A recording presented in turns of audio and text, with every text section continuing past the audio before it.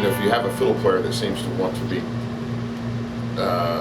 pretty relaxed and, you know, push them along a little bit, you don't want to speed them up, but... Oh, so you're reading, I guess, the bow technique? Right, I mean, it's like, you know, in a guitar player or something, you kind of feel the rhythm pretty quick, you know? So, in negating the really back and forth bowing, there's clearly a nebulous realm there of sort of in the long bowing thing of really relaxed long bowing versus really more aggressive long bowing. Right. And the Benny Martin is sort of the more aggressive long bowing to me. Right. And the left hand has a lot to play with on the fiddle, you know, like when you hammer on a note or where you change, if you push them a little bit, it keeps things kind of moving forward. If the person's a little lax on the left hand, it can seem like they're pulling back. But yeah, so basically just doing, I mean, I hate to use the term, a lot of forward, and just really fill licks at the end where, you know, you normally would, but that's about it. One of the greatest things though ever, if it's an up-tempo tune on fiddle, whether it's Katie Hill or whether it's a bluegrass tune that's up-tempo, the rake on the start of the fiddle break is paramount. There's just something with that I don't know, it takes the energy level to a whole new place before the break even starts, you know.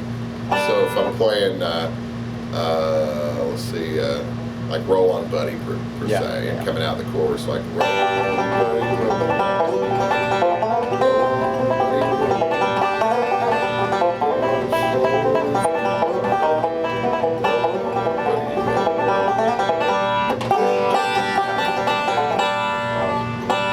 And it's weird because a rake doesn't actually happen on the downbeat per se. Exactly. It is, but it's not either. Almost like a grace note. It is graced. It is graced. When you couple that with the band hitting the downbeat dead on, there's a magic that happens there. And it's one of the only times that you're going to want two instruments not hitting the downbeat at the same time. But when the banjo does that rake, leads the... I'm ready to saw the fiddle in too. There's just something about that that says, okay, you're up. Go. And if you don't bring it now, you're going to look stupid. We've set you up, so you right. Put pressure on the fiddle. But even, you know, like on Sally Gooden, any time throughout the song, you know, a rake is good. I mean, obviously you don't want to do it every time it comes around.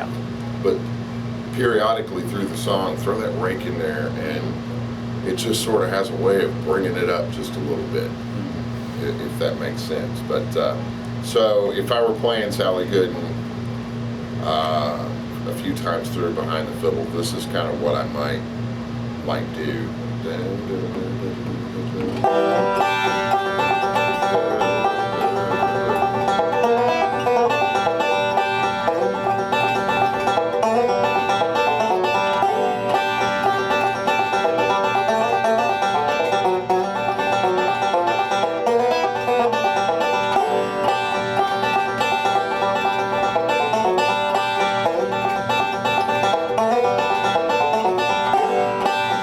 I mean, I'm not doing anything all that much. Yeah, but that brush keeps the energy up. It keeps the energy up, and just the way of the forward roll and whatnot in between. Yeah, that's all I want to do. I don't want to play many licks throughout that, just because it gets in the way.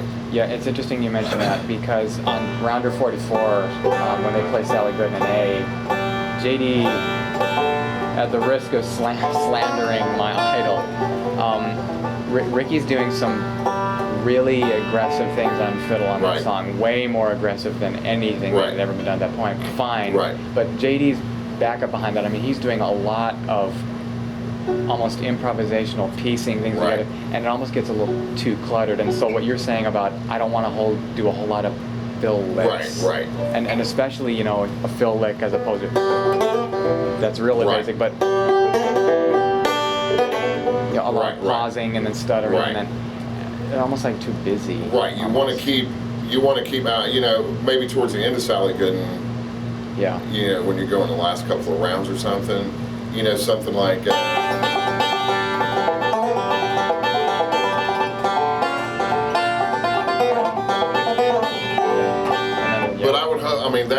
would be really all I would really want to put in behind the fiddle, other than just doing that. Exactly. Because if you listen to Earl Scruggs, which you should, when he backs up a fiddle, you know, there's a roadmap to how to play behind the fiddle and what to do and what not to do behind the fiddle. And you're always going to find.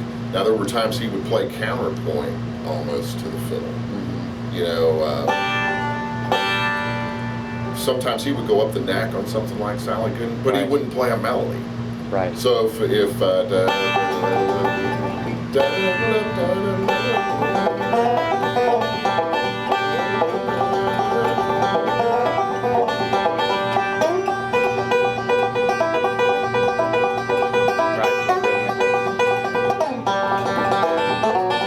so he's going up the neck, but he's not doing. He's just going up the neck to change a little texture there. Right. And really what that does is then when he comes back, it's almost like you're starting out, the energy level starting over again, you know, and you do a rake right there, and it's almost like you've come full circle. Here we go again, you know. And it's almost like it brings it back up again after he does that. And he did it for a reason. I know that, obviously, to change it up a little bit without getting away, but also it set him up to do a rake at the end of it and go and bring the power back up again without doing something notey, you know. I can see where that have application too. Like a lot of those old fiddle tunes, fiddle and banjo stuff, there was nobody else playing except fiddle and banjo, and so you have to do things. Right, absolutely. Yeah, and you got to be careful not to get in the fiddle player's way, melodies and whatnot like that. But now, in some of those, once in a while, he would do a vamp, you know, if it's just fiddle and banjo. Exactly. Texture. Exactly. Yeah. But you know, even if I were playing like, if I were taking Blue Ridge Cabin Home, say, and playing the fiddle, if I were backing it up on the banjo, far away, Blue Ridge Cabin Home.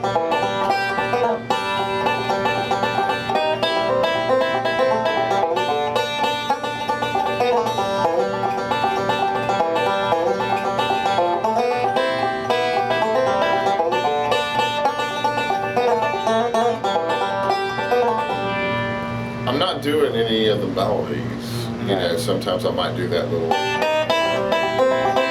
going to a C chord. You only do it there, Right, and you know, or whatnot. But I wouldn't do any part of the melody with the fiddle.